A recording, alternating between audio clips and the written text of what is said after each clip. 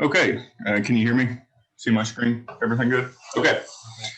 Well, I do appreciate the opportunity. As Brian said, that we're really big into high plains on this one. I'm going to bring us back quite quickly out of the high plains and talk a little bit about soybean stress response is basically what we're going to be talking about today. However, it's a little bit different because it's not just stress response. To normal unattributed stress, we're actually looking at the stress response to simulated or imposed pod loss. And I do have to thank a couple of people, just in case I missed it at the end, the Oklahoma State or the Oklahoma Soybean Board, as well as my former master's student, Sarah Kezar, who's down at Texas A&M now. This was part of her master's work. So put a lot of effort into this. So when we talk about soybean, just as a general thing, it's kind of that ever-present darling of a crop that most people talk about across the United States that kind of focused in that Midwest to Mid-South region, but it's fairly consistent across the years in its number of acres. So we see a couple of years where we drop off, but more or less we see that soybean acres are fairly consistent in the United States. And that even holds true to Oklahoma, to where we're not, if you will, an ever-present soybean, contributor where we rank 40th in total production acres. But it still is that crop that maintains and consistently holds acres across the state. The biggest thing we've seen in Oklahoma and soybean acres across the last several years is where those soybean acres have occurred.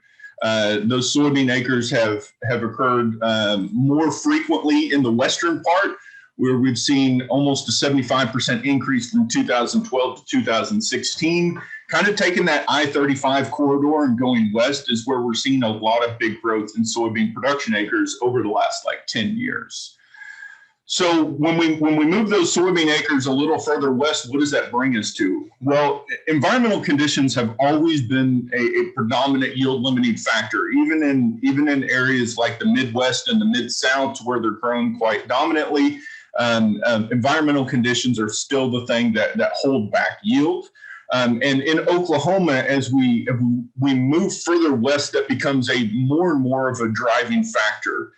We see here on the two maps below, if we take that I-35 corridor designated by that black line, not exactly, but kind of in that general area, we see when we go west of that line, we see a higher number of days to where we have greater than 90-degree air temperatures. And we're more frequently hotter in the evenings in some of those areas as well. And we also see to where our mean annual temperature or our mean annual precipitation starts to decrease. And with soybeans, they can get by with a lower amount of rainfall than I think a lot of people give it credit for. However, the lower and more sporadic rainfall to where we have two major large events during the growing season are what can really get soybeans into a bind. And its ability kind of to overcome these temperature and these moisture issues and these suboptimal conditions are what will directly reflect crop performance as a whole. One of the reasons for this is soybean is a C3 crop as compared to kind of the grain sorghum and the corn we've talked about, a lot today being a C4 crop, and those more western crops that we grow.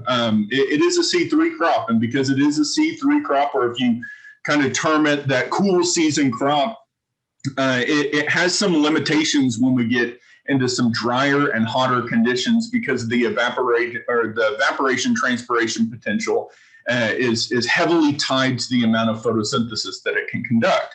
We see here that the growth stage, we don't need a whole lot of moisture on soybean as we're getting started, but by the time we get about 4 or 5 trifoliates onto that, and so we're looking around that mid-May to late May standpoint, we're going to really ratchet up that water demand until we get into that early flower all the way through pod fill is where we're going to use peak water use. Unfortunately, if we time that at an April planting, that typically kind of goes into that early late July into August, which is a challenging time in Oklahoma.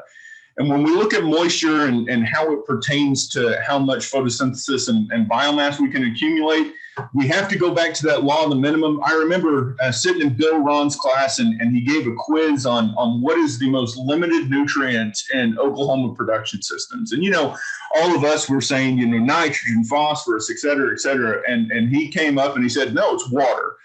Because, we can think of it almost like that nutrient. It is kind of that hand-in-hand tie. And more often than not, the lowest slat on that barrel when we talk a law of the minimum in Oklahoma, especially in our dryland systems, is going to be available moisture for that transpiration process. And we see here, compared to C4s, the C3s get quite a bit of a ding when we get into those hot and dry conditions, with nearly 40% decrease in net photosynthesis at those conditions compared to a C4 when we're looking at a C3 similar to soybean. So I get asked all the time, well, what about cotton? Very similar situation. And we see that the temperature is a big player in that. Cotton can continue to transpire and photosynthesize well into that 95, 96, 97, where we see that peak photosynthesis in soybean is around 85 to 88. So when we get a little bit later in the season, we get in those hotter temperatures, we are on the upper end of the peak photosynthesis, to where we're kind of ratcheting back down that photosynthesis potential because of the moisture and because of the heat. When we shift soybean, especially when we go west into these new areas, we also have to not only be concerned about the environmental conditions, but biological systems that are around it. And this is not kind of like what we had with cotton, to where we kind of took it and we made it an island up in north central Oklahoma. We've kind of just taken our traditional northeastern soybean production and we've stretched it west, to where we just have a longer bridge of soybean production across the state. And so we're not actually isolated in our soybean production in the western part of the state. It's just bridged from the eastern part. So we still have pests available. And if you've worked in soybean, especially in the western soybean production region, there's plenty of pests to go around. Fortunately, soybean can withstand quite heavy pressure during vegetative growth. We can recover quite well with vegetative. And I think everybody's mouth kind of drops whenever they look at some of these defoliation graphs like we have over here to the right. Soybean, that top row and even the first couple on that middle row with the defoliation, soybean can quite readily recover from something that is heavily defoliated, especially if it's at vegetative growth. We can get by typically with most of that first two lines with very limited yield reduction, as long as we don't get into that very critical pod development and seed fill stage. By the time we get down here to lower defoliation, we're at a pretty bad spot. But we can take quite a bit of foliar defoliation without a negative response. It's when we get into pod loss that we have a bigger issue. And so the question that we propose and what we're going to focus on is, how much pod loss can we take in soybean, and can we recover from significant pod loss in the system? So when we look at a physiological review of the stress at pod loss, during that later stages, stress will often manifest itself by abortion of reproductive structures, whether that's flowers, pods, seeds, something along those, whatever is growing and filling during that process. When we do get stress, we will typically see an abortion, whether that's in a direct abortion, whether, like a stink bug or a pod worm going and feeding on those organs directly, or if we have that plant indirectly shut those pods or seeds down because it does not have the conditions and it does not have the resources to continue on. So this is an issue because it's been shown that crop productivity directly relates to the number of flowers we're able to maintain, successfully pollinate, and fill to seed. However, most often that's under non-limiting or very, very low limiting conditions.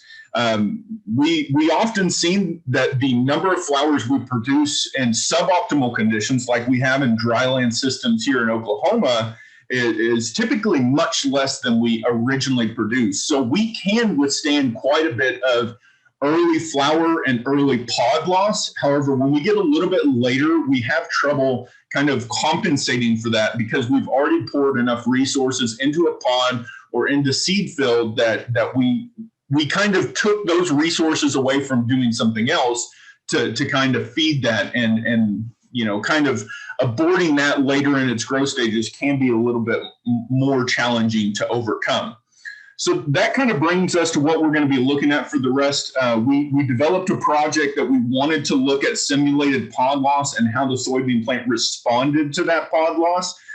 So we evaluated that on a soybean system in Bixby, Oklahoma, where we removed the flowers at R2 or full flower, or we removed pods at R3 and R5, that R3 being pod elongation and R5 being beginning of seed fill on the top half, the bottom half, or the whole plant as a whole. And we did this on solely the main stem. We wanted to see that soybean system be able to flex onto those branches if it had availability to. We used a consistent variety of 4-8 that had some branching, not a whole lot of branching potential, but was a moderate brancher, 30-inch row spacing, 96,000 plant population.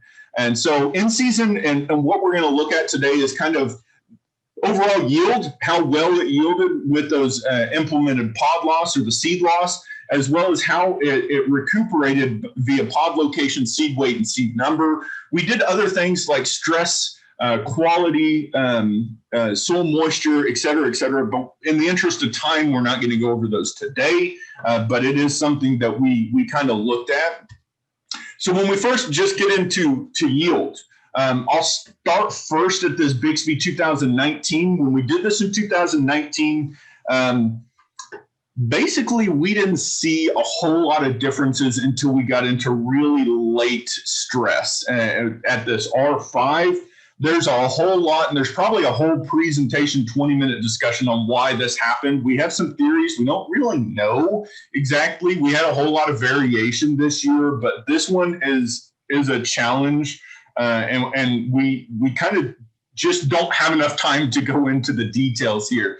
What we will focus on is this 2018 in Bixby, and I'll go ahead and set this up. We have the non-treated control. This was one that we tried to maintain stress-free, and then we had stress at R2, R3, and R5, like we talked about, and then this is where we remove pods at the top.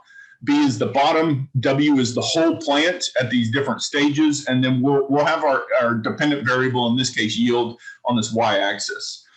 So when we look at what happened when we implemented stress, indifferent of when we did, even at really early stages, we significantly decreased yield, compared to the non-treated check or that non-stress check. And we can see two things designated by these red arrows. One, the later we implemented that stress, the greater the yield loss was that was associated. That is kind of what we expected and what we were hoping to see. We still saw that to a degree here in Bixby 2019, but it was until we got much later in the year before we actually saw that. But in 18 kind of really symbolizes what we expected to see. And then the interesting thing that we saw is that the imposed stress or the imposed pod loss at the top was pretty consistently less impactful than it was at the bottom, and then of course the whole plant as a whole.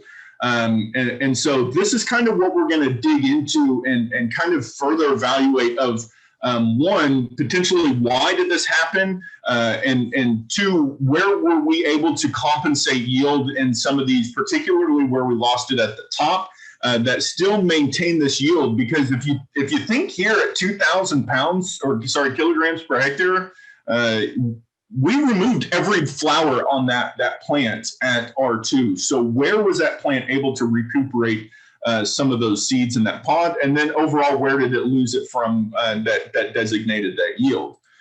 So I'm going to maintain the yield in a smaller form up here on this top left corner, just so you can kind of go back and reflect on the yield that we're looking into.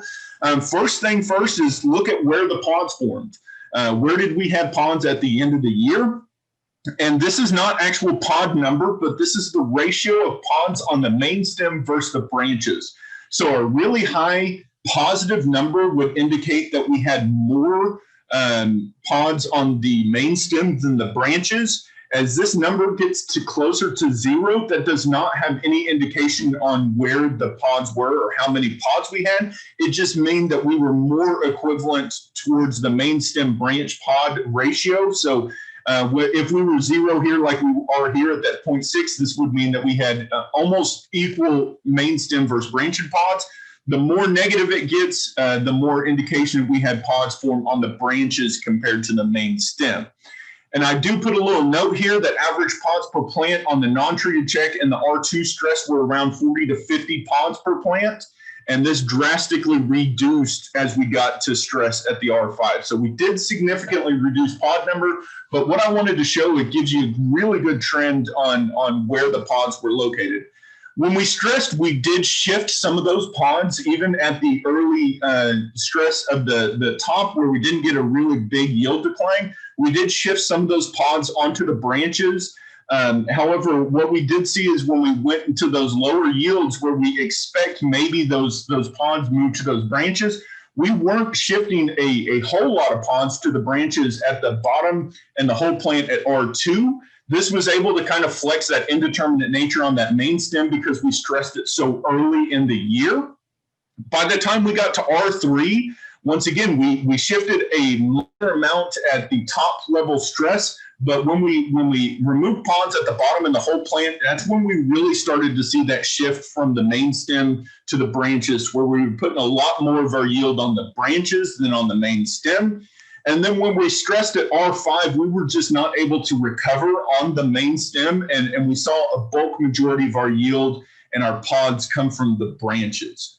So the question goes, is that a bad thing? Are pods on the branches as good as pods on the main stem? So when we look at seed number, this actually kind of gets us a little bit better idea of how detrimental moving some of our, or a bulk majority of our yield to the branches are. So this is seed count and number over our sample area. So this is not per acre. This is just over the sample area that we had. Once again, we see a significant drop when we get these earlier stress at the bottom in the whole plant compared to the non-treated check. But in these individual stress or imposed pod removal sections, we really didn't see a significant impact. It wasn't until we got this later to where we started to significantly impact our seed number. Remember, this is where we started to shift a lot more of our pods to the branches at this whole plant R3 and then at the R5 top, bottom, and whole.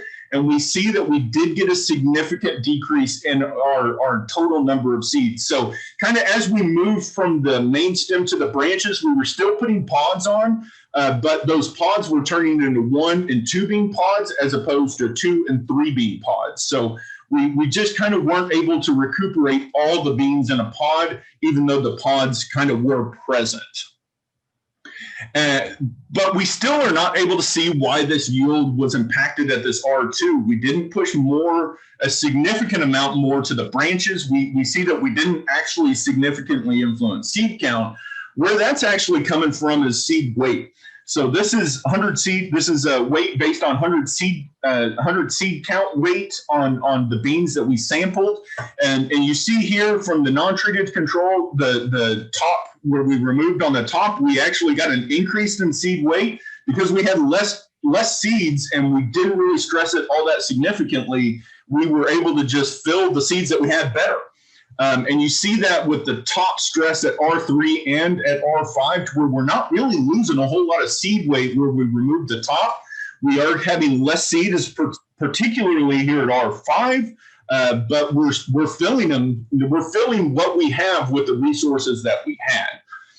What we start to see here is this true impact of moving and removing the pods at the bottom and the whole. We had the same or similar number of total seeds developed on that plant. They did shift a few more to the branches as compared to the main stem. And we saw the hit on seed weight. So they were able to put pods and seeds on, but they just weren't able to fill those seeds as completely as we were on those that maintained more of those on the main stem. And we see that pretty universal across, where as we go to that whole plant and we have to shift more and more to those branches, we are seeing that the seed weight kind of takes quite a bit of a dip, until we get to the R5, where we just didn't have the seed number, and it's filling that seed weight with the lack of seed number. So kind of as you see here, and as we go to kind of some summary of this, it's not a clear cut. It's not one factor that's kind of contributing to yield loss when we have these stressed late season. It's a lot of things. But we do see in this that a plant is able to recover from minor to moderate stress as long as it's done early. Kind of based on the yields that we saw, that our pods from the bottom half of the plant are kind of those money pods. They're the ones that we put a lot of resources in, and we kind of fill the tops with as much as we possibly can. So any sort of stress that removes those bottom halves of those pods are going to probably have a more significant impact on yield than if we were to remove or have some sort of stress remove those pods on the top portion of the plant. This was done by an indeterminate. This might be a little bit different from a determinate because of the way that we set pods on the plant. However, it probably could be fairly well expected that the middle to bottom half of that plant is still going to be where you get a bulk majority of your yield. Earlier stress didn't significantly affect where we put pods or the number of pods or the number of seeds developed, but it did produce lighter seeds. When we stressed a little bit later, we saw less seeds and lighter seeds. And a lot of that has to do where we started putting the pods. Kind of having branches is a good thing, but relying on pods on branches can be something that is detrimental. And I want to see, I can't kind of ask the audience here, but how many people have seen this in the field? And this is something that we were able to see, is this green stem or this green pod syndrome. And we significantly increased the amount of green stem or green pod that we had where we stressed the plant. So this is one of our treatments here. This is R5, where we removed everything from the whole plant. And this is R5 from the top. These are beans that we used as kind of a showpiece to show that these did not have any pods removed. We see the impact of that on the amount of leaves and green material that we retained in season, where we had on upwards of 20% green material still at maturity of the plots.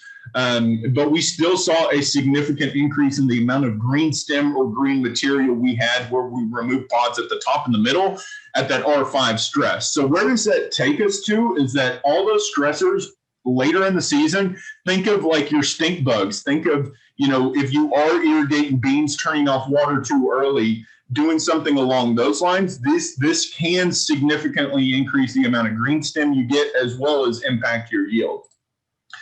And we see that green stem, of course, is yield impactful, but it also has a big impact of, I call it the difference in yield potential and yield and realized yield, because we still can have decent yield potential out there, but because of high soil or seed moisture levels, maybe you get a little bit more of those butter beans, good high amount of lodging, mechanical damage, shattering, the stuff going out the back of the combine. We're getting less realized yield where we have a significant amount of green stem. And this has everything to do with just a disruption in source sink relationship. It's kind of like if you had 6 rocks and you wanted to put a rock in a box, and I took 2 boxes away, you put 4 rocks in a box, but I still have 2 rocks in my hand. And that's kind of what the plant has, is it's got all these resources. And if it fills the pods that it has, it doesn't know where to go, and it doesn't have a place to go with these resources. So it stays green in that plant. And that's kind of what we're doing with this green stem, because we're taking those pods away that it is meaning to fill. It doesn't have a place to fully put those resources. So kind of some final thoughts. This is kind of where you would go, well, this is where I would recommend this based on that. That's kind of not what this study was about. The study was to kind of give us a baseline on saying, okay, we know stress is coming in soybean fields in Oklahoma. What does that do to the plant? how does the plant recover from it? That way we can do things like planting date. We can shift planting date around. We can shift management practices like insecticide treatments around to give us a better indication and idea of when the plant can recover and when it can't. So when stress is coming, and like I said, stress is going to come in soybean systems in Oklahoma. Branches are of value, but we can't rely on branches. We can't just say, well, the main stem is going to go, but the branches are there. And we all have the idea of kind of when the worst time for soybean production in Oklahoma is going to be, or those high temperatures, really droughty conditions. Now that we kind of have an idea of how yield limiting it can be at each growth stage, we can kind of start shifting planting dates around. We can start shifting maturity groups around in those planting dates to kind of give us a better indication. And I hold true that late season stress from insects is probably the #1 yield limiting and yield loss factor we have in soybean system in the Southern Great Plains. I will stretch that to the Southern Great Plains, because the amount of stink bugs that we see in season and the amount of people we ask whether they are managing stink bugs is quite different. So with that, again, I'd like to thank the Oklahoma Soybean Board for funding this research, as well as the Oklahoma Ag Experiment Station. Sarah Kezar was the one that was sitting out there in the middle of the field, counting pods, counting seeds, removing seeds, doing all this. So got to give a good amount of credit to her. And then the whole crew, we were out there on buckets, picking pods off in the middle of July sometimes. So it's not always the easiest thing, but I think it got a good amount of good information. So with that, I will stop sharing as well as we'll kind of move to the Q&A portion of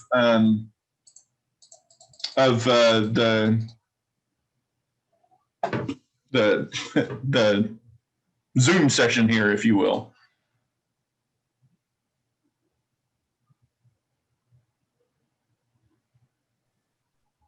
Josh, did you see the comment, like the question that Arnold posted during, I think, Summit's presentation?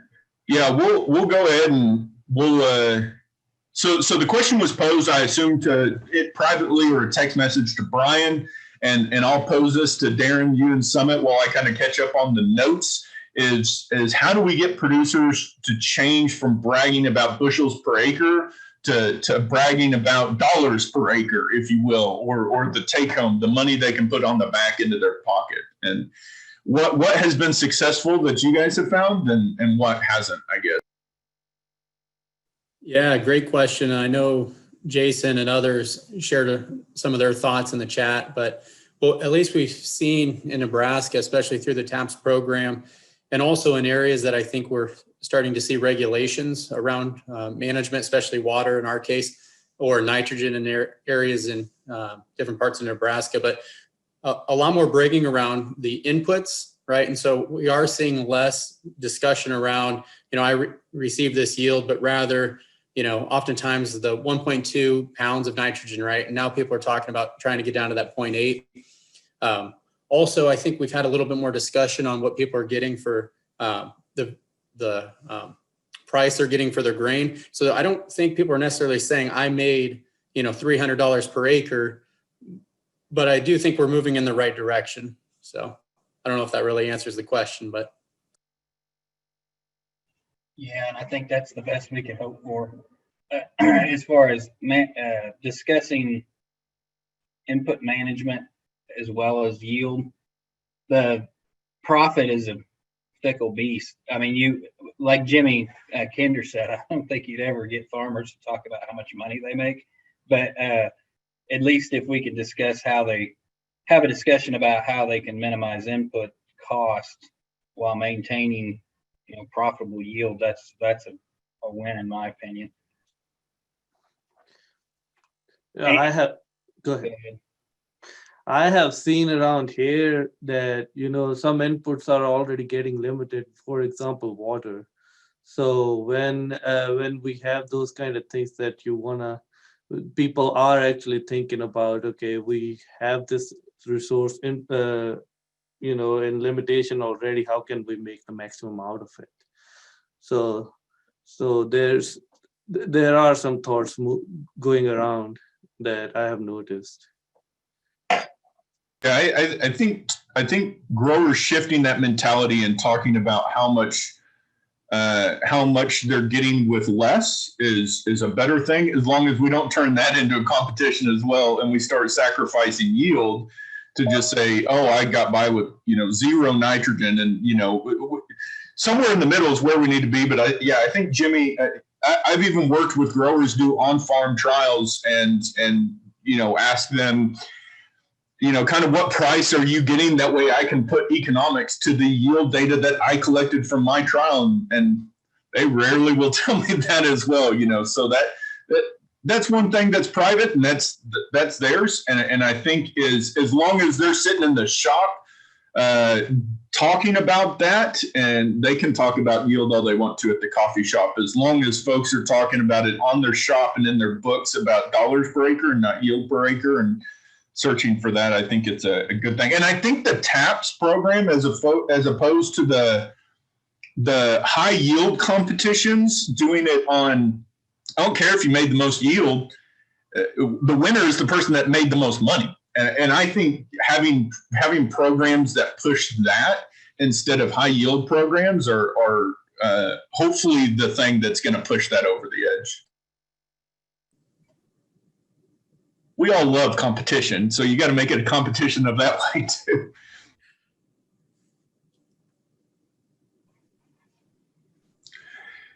Any other questions?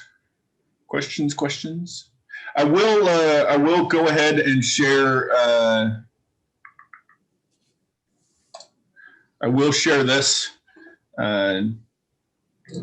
just so anybody that is looking for that QR code can get that. And last week we did have an issue with the app working. So if we are still having issues with the app working with the QR code, let me know, or email Brian and he can get you the link and the information separately.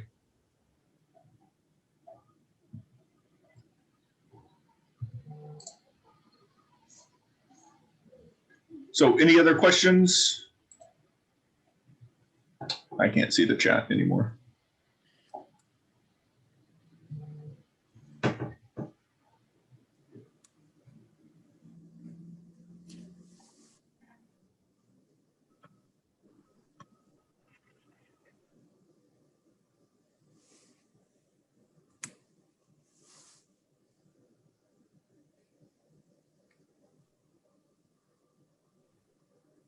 Yeah, so Summit, I'll talk to you about your stuff because we looked at that whenever I was back in Louisiana. We looked at seed depth placement, and we always would like to put it at 3 inches. That's but it's Louisiana, it's the Mid-South, it's always hot, so it's easy to get seed out of the ground.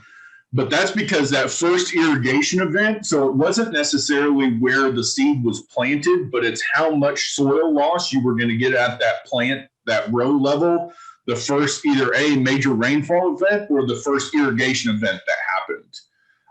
And it wasn't necessarily the seed that got placed where you wanted it to. It was kind of like what you're talking about, where we went over rough ground, or maybe the soil wasn't formed just right or anything like that, to where instead of 2 inches, we put it 1.5 inches, then we lose a half inch of soil on an irrigation event or a major rainfall event. And now that seed's at 1 inch. And that's where we kind of run into issue. I mean, did you look at kind of the variation of plant by plant variation of any of that, if you did get soil loss or something along those lines? No, we don't expect a lot of soil erosion around here because it's flat. It doesn't get a lot of rainfall. And we do have wind, but I say we do a pretty good job and keeping our area covered with the residue. So I did do some visual observations. So the stunted plants were more, peculiar, or I don't know what's the best word to say. Well, they were very easy to notice in the shallow depth. So, and regarding the soil loss, no, I did not look into the soil loss. But it, it's very it's big plot. It kind of was challenging. So, but excellent point that if 2.5 inch works here, the depth may be adjusted to some other areas where we have a different set of conditions that can impact the seed germination and that root placement. Did that answer your question, sir? I think we lost.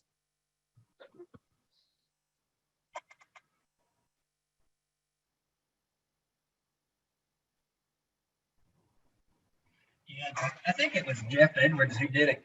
I think it was him. It's been a while since I've seen this presentation, but I think he sent a graduate student out to look at seeding depth on wheat on farmers' fields, like the variation in depth in farmers' fields. And I know a lot of times when I go look at fields and I'll ask somebody if they plant, how deep they planted. And if you actually measure it, it's more like 1.5 inches. And they'll say they planted 2 inches. So I as far as crop consultants and stuff and CCAs, it's good to think about how deep they're planting it, if they're really planting it as deep as what they think they are, because certainly it can have an impact on things. And it's something that's free other than time to check the depth. I want to mention over here that it will also vary from crop to crop, not from besides location to location. So this one was just about corn, but we did do sunflower this year. We did at 1 inch depth and a 2 inch depth. We did gain some yields on the deeper planted sunflower. So I have not analyzed the data yet, but just looking at it, there were some gains on it. So average yield was higher in the deeper planted sunflower.